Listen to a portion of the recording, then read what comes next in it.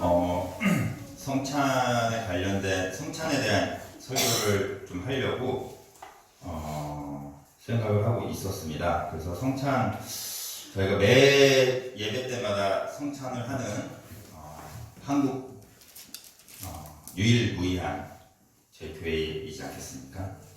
그렇진 않다. 그렇지 않다고 합니다. 어쨌든 저희가 성찬을 매주 하는 교회로서 매주 한 성찬을 할 때 이것이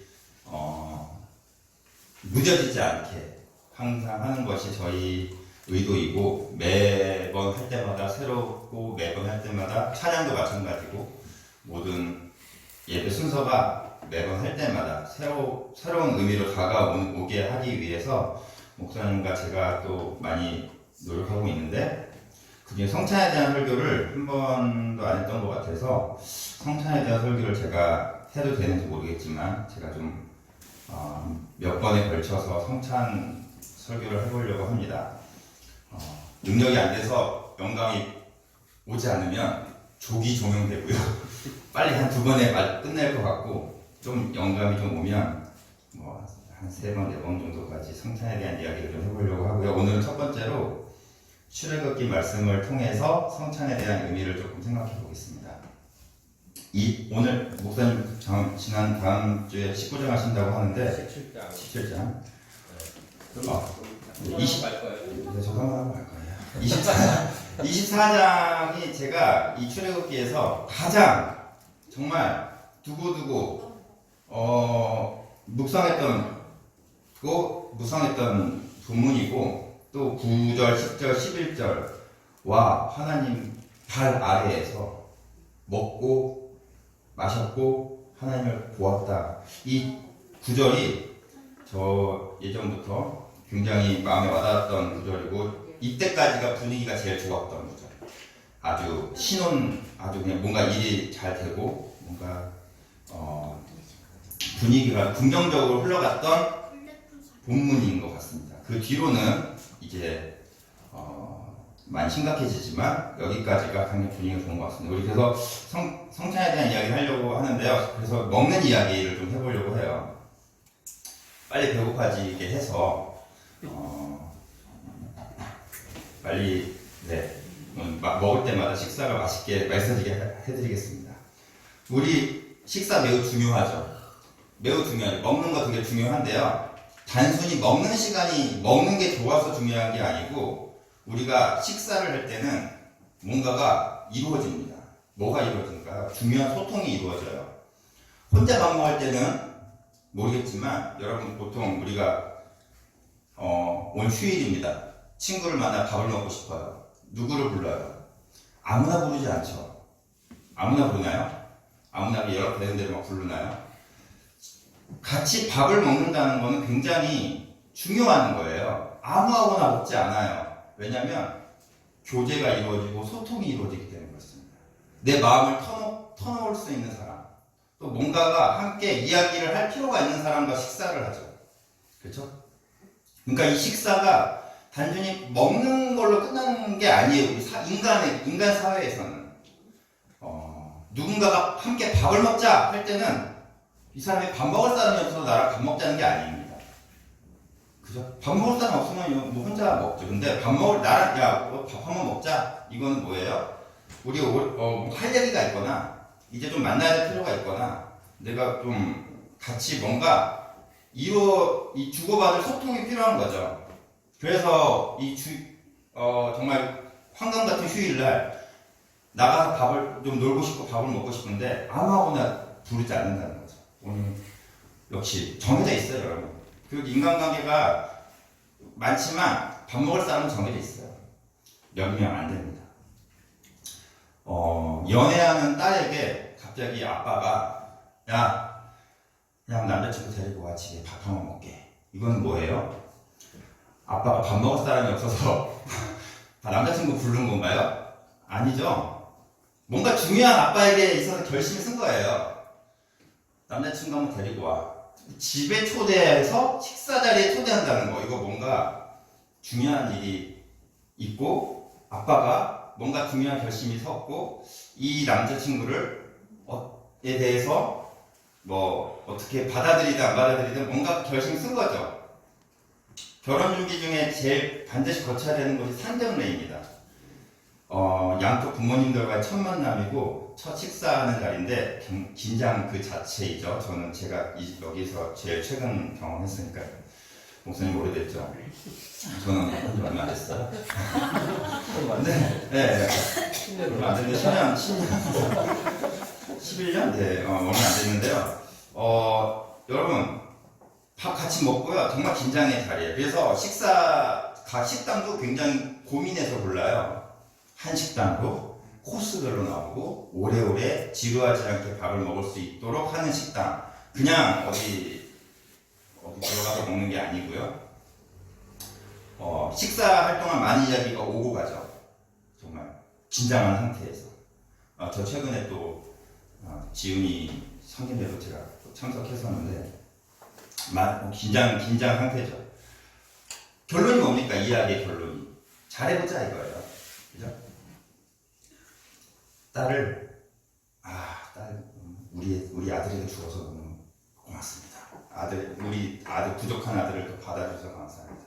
이런 이야기들이 오고 가는 거예요. 그리고 합의가 이루어져야 돼요. 무언에 이제 빨리 뭐 됐으니까 빨리 날짜 잡읍시다 하면 이제 결혼이 순식간에 이제 결혼 준비가 순식간에 이루어지죠. 상견례가 성공적으로 맞춰지느냐 안 맞춰지느냐에 따라서 결혼이 진행이 속도가 빨라집니다. 만약에 여기서 내 딸을 줄 수 없습니다. 뭐 이렇게 되면 안 되겠는데요. 여기 없던 일로 합시다. 그러면요 이제 식사하는 자리가 이제는 걔는 코스별로 계속 길게 나오는데 계속 밥을 불편하게 먹어야 되는 거예요. 불편하게 먹지 않으려면 행복하게 마무리하려면 웃으면서 식당을 나오려면 합의가 이루어져야 돼요. 그 안에서 양측 간의 합의가. 그리고 이게 상견례 자리입니다. 오늘 우리가 읽은 본문과 굉장히 많이 비슷한 분위기입니다. 또 식사에 대한 얘기를 해보면 여러분 그래서 아까 전에 제가 밥을 먹는 거에 대해서 얘기했는데 제가 전시 좀 마치고 같이 전시를 했던 작가님들과 또 갤러리 관장님과 식당을 갔어요.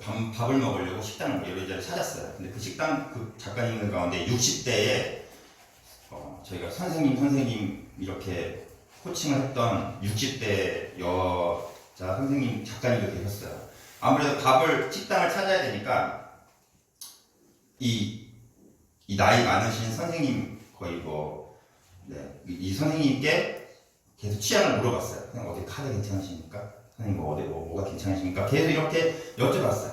이 식당은 어떻습니까? 근데 그때 그 선생님이 이런 말씀하셨어요. 다 괜찮습니다. 뭘 먹느냐가 중요한 게 아니에요. 누구랑 먹느냐가 중요하죠. 이 말씀을 딱 하시더라고요. 맞습니다. 그러니까 저희 지금 함께 모여있는 무리가 너무 좋기 때문에 뭘 먹든 상관없습니다. 그냥 아무데나 들어가서 다 좋으니까 밥 괜찮다고 하신 거예요. 이제 제가 성찬에 대한 준비를 계속 하다 보니까 먹는 거에 대해서 묵상을 하다 보니까 이 선생님의 말씀 들어왔어요. 무엇을 먹는가보다 누구와 먹느냐가 더 중요한 거죠. 그쵸? 우리는 이제 먹기 위해 살기보다는 서로 같이 먹음을 통해서 교제하는 그런 인간이기 때문에 그렇습니다. 고대인들이 더 그랬죠. 여러분 유대인들이 이방인들하고 식사 같이 하지 않는 거 아시죠? 근데 유대인들만 특별히 유별나서 그런 게 아니에요. 창세기 43장에 보시면 요셉이 총리가 되었을 때 형제들하고 형제들이 이렇게 옵니다. 그 요셉에게. 그리고 요셉이 이집트 사람들이 식사를 차려주는데 따로따로 차려줬다 그래요. 43장 32절에 보시면 요셉 따로, 이 형제들 따로, 자기네들 먹을 거 따로. 왜냐면 히브리 사람들과 같이 먹으면 부정해진다고 생각했대요. 이집트 사람들조차도. 그러니까 이거는 유대인들이 특별히 유별나가지고 이방인들하고 먹으면 부정해져. 이게 아니고요. 고대인들이 다 대부분 그랬다는 거예요. 고대인들이 다 대부분 우리 민족이 아니면, 그 다음에 우리랑 별 관계가 없는 사람이 아니면 같이 밥을 먹지 않아요. 이거는 그러니까 밥 먹는다는 게 그만큼 거룩한 자리고 거룩한 시간이에요. 하나님께서 신께서 내려주지 않으면 먹을 수 없는 그런 거기 때문에 굉장히 거룩한 신성한 자리라는 거죠. 유목민들 이야기 중에 이런 일화가 있어요. 어떤 사람이 광야에서 어떤 원수에게 쫓기고 있었대요. 그 원수가 나를 죽이려고 해요. 약간 사울과 다윗처럼 죽이려고 해서 그 사람이 막 도망을 가는데 저기 보니까 유목민들이 쳐놓은 텐트, 야영지가 있어요. 유목민들은 뭡니까? 떠돌아다니는 사람들이기 때문에 집이 없죠. 떠돌아다니는 텐트를 항상 갖고 다니죠. 그래서 텐트가 있길래 얼른 걸로 들어갔대요. 유목민들 그 텐트 열었더니 사람들이 밥을 먹고 있었던 거예요. 그리고 딱 들어가니까 어떻게 해요? 그 유목민들이 그 밥을 먹고 있는 사람들이 딱 보고 그다음에 쫓기고 있는 사람들도 눈치를 본 거죠. 요즘 막 그러니까 어때요? 유목민 사람들 그 사람들이 앉아와서 앉아라 그랬대요. 그래서 얼른 가서 그 식탁에 앉았대요. 그리고 나중에 원수가 찾아왔대요. 그리고 그 사람이 들어간 데를 찾아가 죽이려고 들어갔는데 그 내가 죽이려고 한 사람이 밥을 먹고 있더래. 거기서 못 죽이는 거예요. 이미 이 사람은 식탁에 앉혀서 밥을 먹는다는 거는 일원이 됐다는 뜻이에요. 우리 편. 그래서 이제 그냥 돌아갔다는 거죠. 그만큼 이 식사를 초대받고 환대하고 이런 것들은 굉장한 일입니다. 특히 그래서 아브라함이 축복을 받았던 게 모르는 새 이방인들을 불러다가 환대해줬죠. 그게 천사였는데 그 이야기도 나오고요. 어쨌든 내가 모르는 사람들을 초대하고 식사 자리에 함께 한다는 것은 굉장한 일입니다. 오늘 우리가 읽은 말씀을 보겠습니다. 이 시내산에서의 장면, 제가 아까 상견례 이야기를 좀 했는데 상견례 자리와 매우 비슷해요. 모세는 아론, 나답, 아비후, 이스라엘 장로 70명과 함께 시내산에 오르는데요. 불과 몇 장 앞으로만 가도 하나님은 올라오지 말라 그랬어요. 모세 말고 너 말고는 올라오지 마라. 내가 죽일 수도 있어 라고 말합니다. 그런데 분위기가 조금 이제는 아론, 나답, 아비후, 이스라엘 장로 70명이 같이 시내산에 올라가요. 그리고 이 산에서 합의가 이루어집니다. 모든 여호와가 모든 말씀을 기록하고 이른 아침에 일어나 산 아래에 제단을 쌓고 소를 잡습니다. 그리고 그 피를 반은 제단에게 뿌리고 반은 백성들에게 뿌려요. 그리고 이 하나님이 주신 말씀을 낭독합니다. 그리고 백성들이 그 놀라운 사람들이 뭐라고 해요? 7절, 3절도 그렇고요. 7절도 그렇고 여호와의 모든 말씀은 우리가 준행하겠습니다. 라고 말하죠. 자, 약속의 합의가 이루어졌습니다. 그리고 나서 또 이제 그 반은 제단에게 뿌리고 제단에게 뿌리고 모든 말씀을 준행하겠습니다 했어요. 그리고 또 나머지 반은 백성들에게 뿌렸어요. 백성들에게 뿌리고 또 백성들이 모든 말씀을 준행하겠습니다. 8절 보니까 백성들에게 뿌리면서 모세가 이렇게 말합니다. 8절 보시면 이는 여호와께서 이 모든 말씀에 대하여 너희와 세우신 언약의 피다 라고 얘기합니다. 약속의 피라는 거예요. 이 소의 피를 너희에게 뿌렸고 제단에게 뿌렸어요. 이거는 이제 우리는 약속이 이루어진 거다. 상견례 자리에서 합의가 이루어진 것 같은. 그러니까 어떻게 돼요? 기쁘죠? 상견례 화기애애하고 기쁘죠? 그래서 뭐 합니까? 먹고 마십니다. 연회가 펼쳐지는 거예요. 잔치가 펼쳐지는 거예요. 만약에 하나님을 직접 뵈면 죽을 수도 있는데 여기 하나님을 뵙고 먹고 마셨다라고 했어요. 11절. 하나님을 뵙고 먹고 마셨다. 약속이 합의가 이루어졌고 서로 분위기가 좋고 이제 하나님도 이들을 내치지 않고 죽이지 않고 한 백성으로 맞이하셨다라는 뜻입니다. 네. 비슷한 말씀을 예수님이 하시는데 마가복음 가시면요. 마가복음 14장 42절에 가시면 마가복음 14장 24절에 가시면 예수님이 마지막 모든 활동을 마치시고 다락방에 올라가셔서 제자들과 마지막 식사를 하세요. 마가복음 14장 22절 가시면 떡을 가지고 축복하시고 떼어 제자들에게 주시며 가드라 이것은 내 몸이다. 또 잔을 가지고 감사기도 하시고 그들에게 주시니 이를 마시매 이르시되 24절 이것은 많은 사람을 위하여 흘리는 나의 피 곧 언약의 피다 라고 얘기합니다. 자, 시내산에서 모세가 했던 이 언약의 피를 예수님께서 그대로 똑같이 말씀하시는 거예요. 제자들은 무엇이 생각나겠습니까? 이 시내산에서의 장면이 생각났을 겁니다. 우리와 처음 약속을 맺고 언약을 맺었던 그 하나님의 모세가 하셨던 말씀, 이것은 나의 피, 약속의 피, 너는 내 백성이 되고 나는 너희들의 하나님이 된다라는 이 약속이 이루어지는 그 순간이 생각이 나는 거죠. 예수님께서 포도주를 주시면서 이건 많은 사람들을 위하여 내 피다 했을 때 어떻게 생각했겠습니까? 이분은 우리의 주님이 되시고 우리는 이분의 백성이 되고 이분은 우리의 주님이 되고 이런 약속이 이루어지는 것처럼 느껴졌을 거예요. 긴 노예 생활에서 벗어나서 자유인이 됐던 그 순간, 그리고 새로운 백성으로의 출발, 이 기쁨의 식사들, 여호와를 뵙고 먹고 마셨던 이 즐거운 기쁨의 식사들이 떠올랐던 거죠. 시내산에서의 식사들이. 그래서 이 6월절 식사, 떡을 떼고 포도주를 마실 때마다 이 시내산에서의 기쁨의 약속들이, 기억들이 떠올라지는 겁니다. 그들은 나의 백성이 되고 나는 그들의 하나님이 될 것이다.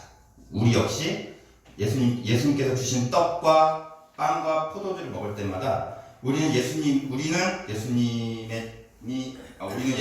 되고 우리는 하나님의 백성이 되고 또 예수 그리스도는 우리의 주님이 되신다 라는 이것이 계속 떠올려지는 겁니다.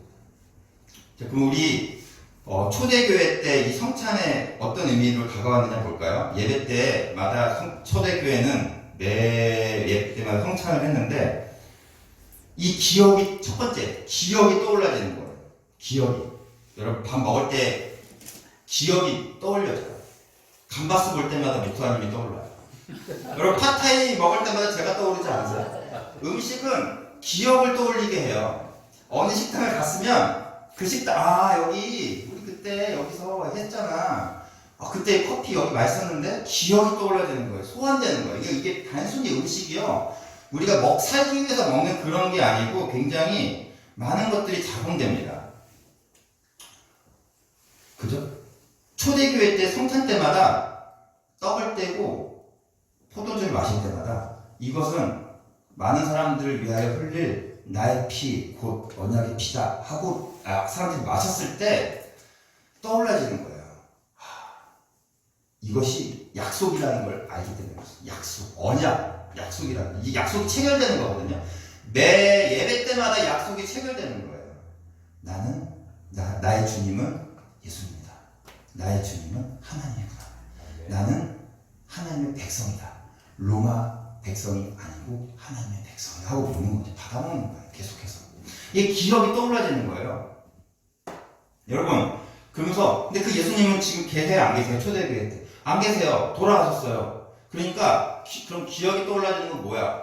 죽은 예수님을 기억하는 건가요? 죽은 예수님이 우리의 주님이라는 건가요?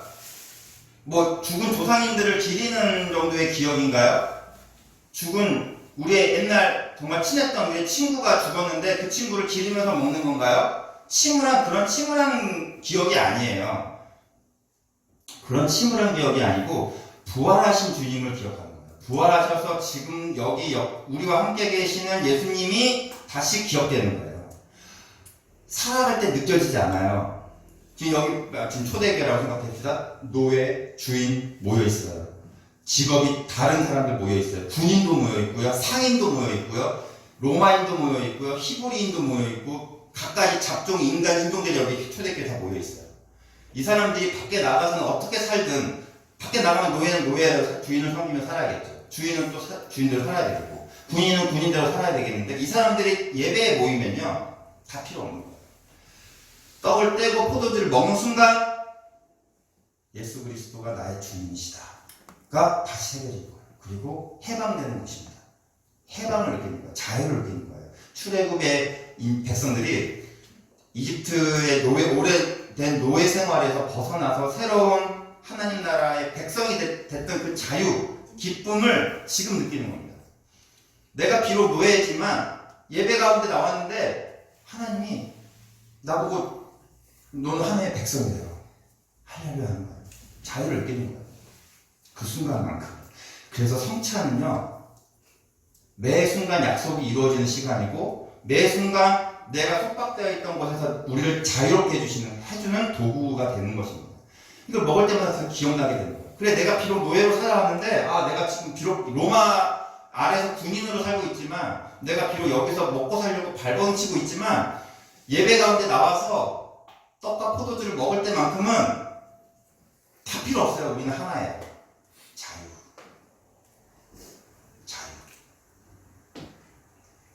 이게 성찬의 기능이었고 능력이었습니다. 우리 역시 먹고 살기 위해서 발버둥치고 살죠. 우리 역시 경쟁하고 치열하게 부딪히면서 살다가도 여기 와서 다시 기억하는 거예요. 빵을 떼고 포도주를 먹을 때 나는 하나님의 백성이다. 예수 그리스도는 나의 주님이 되신다. 이것이 계속해서 되살아나는 것입니다. 그래서 기억은 무엇을 기억하는 거냐면 부활하신 예수님이 지금도 살아 계셔서 내 몸과 내 피 속에 살아계심을 느끼는 것을 기억하는 것이고요. 또 하나는 내가 누구인지를 기억하는 거예요. 나는 하나님의 백성이었지. 난 로마 백성이 아니었지.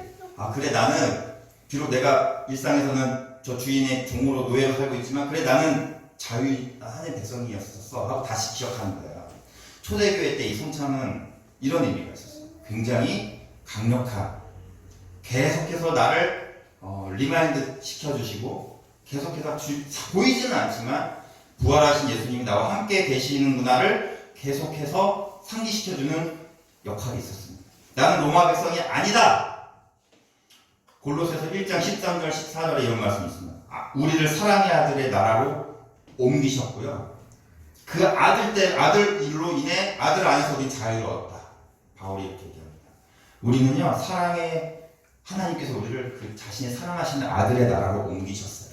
그리고 그 아들로 인하여 우리를 자유를 주셨어요. 그러니까 더 이상 너희들 노예로 살지 않아도 돼요.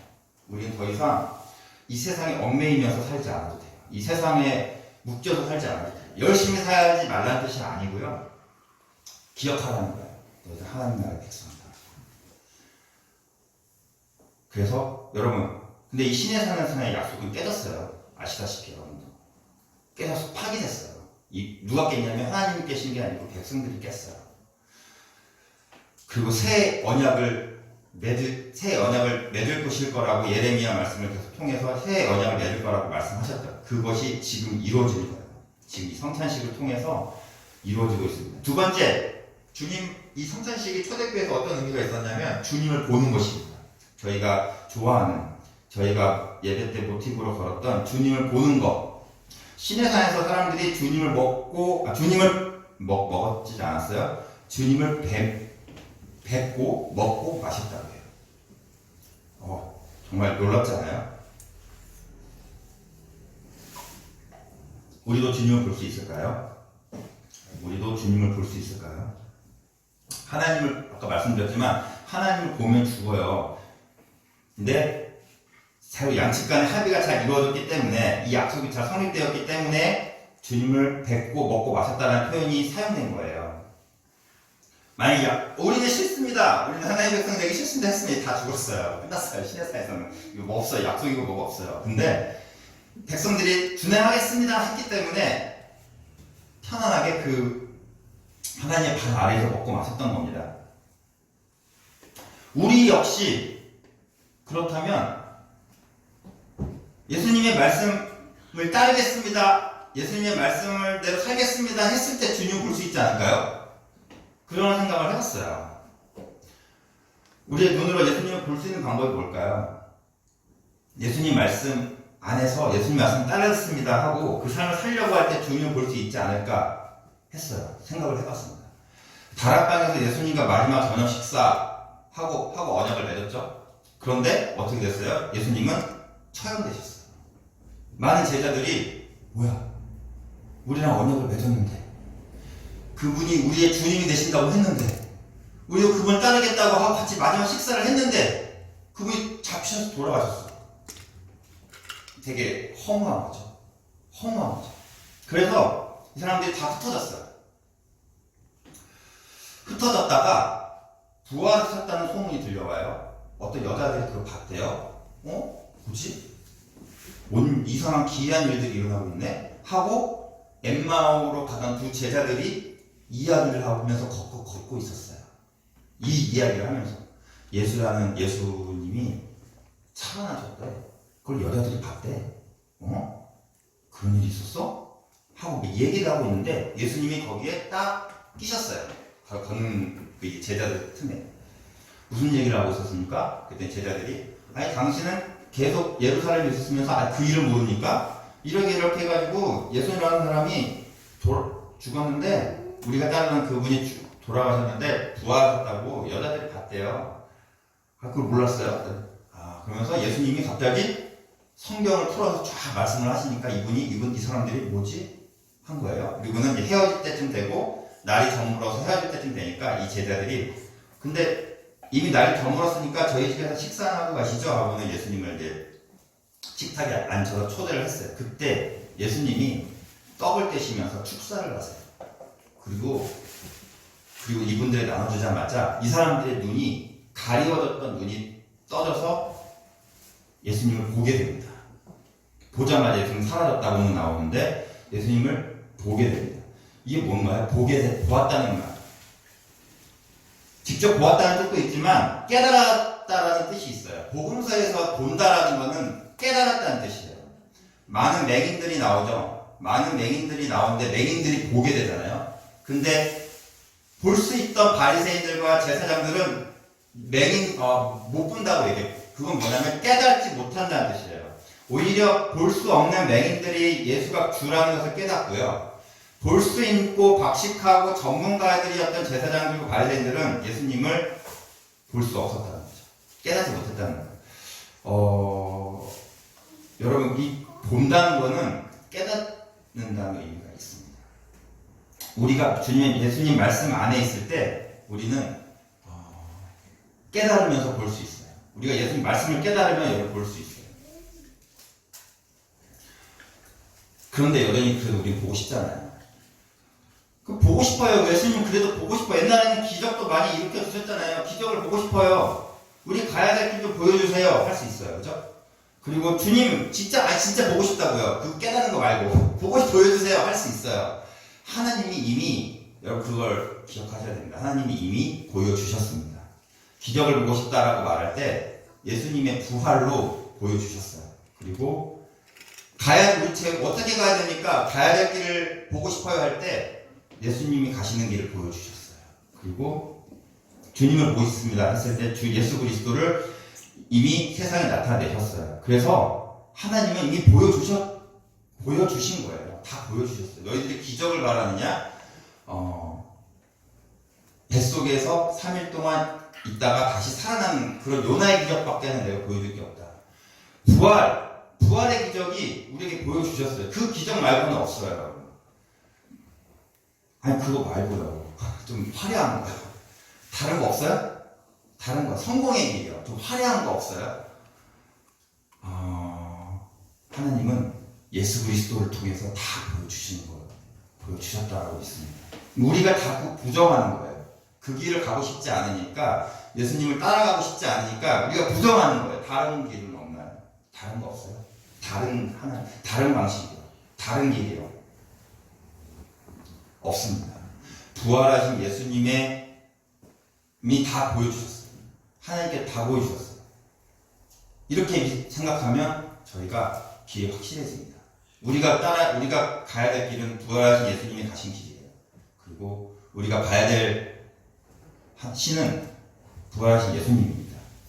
그리고 우리가 봐야 될 기적은 예수님의 부활이에요. 그렇기 때문에 우리도 우리도 다른 것 바라달라 하지 말고 다른 신을 찾지 말고 이것을 성찬할 때 보는 것입니다. 예수님은 하나님께서 자신을 보여주신 것을 기억하라고 매일 먹어야 되는 식사를 통해서 기억하라고 주셨어요. 우리가 약속을 맺으십니다. 매 식사 때마다, 매 성찬 때마다 내가 보여준 것이 이거다 라고 계속 내가 보여준 기적이 이거다.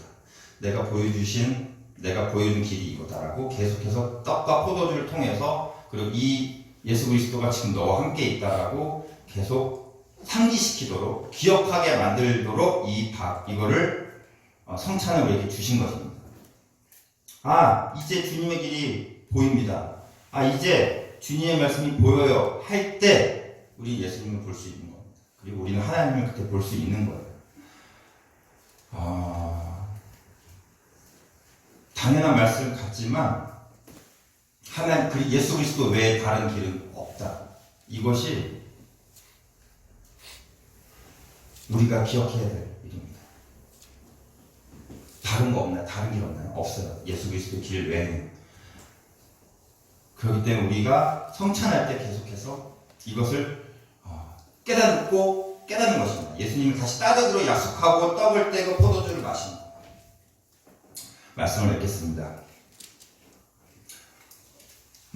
첫 번째 시간이었는데요. 일단 우리는 이 성찬 가운데 신의 산의 장면을 생각하셨으면 좋겠어요.